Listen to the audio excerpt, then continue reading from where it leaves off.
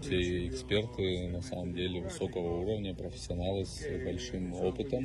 А сам факт их присутствия здесь, это показывает, что Абхазия открыта, является частью системы международных отношений. Показатель высокой степени демократичности страны и развития ее демократических институтов. Потому что, вот, например, мы пытались попасть на выборы в Молдову, которые проходили в этом году, но, к сожалению, нам отказали в аккредитации, потому что было вмешательство, на наш взгляд, со стороны третьих государств. Вот здесь, в Абхазии, все открыто, прозрачно.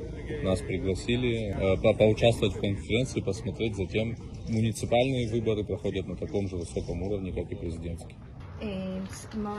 Я очень рада видеть, что работа организована действительно отлично. Мы видим, как работают участки, мы посетили уже несколько. И как прекрасный пример, мы пришли на избирательный участок, попросили, начали задавать вопросы членам избирательной комиссии, но как только пришли голосующие, они тут же оставили нас в сторону и уделяли все свое внимание голосующим. Это говорит о том, что они очень профессионально подходят к своей работе.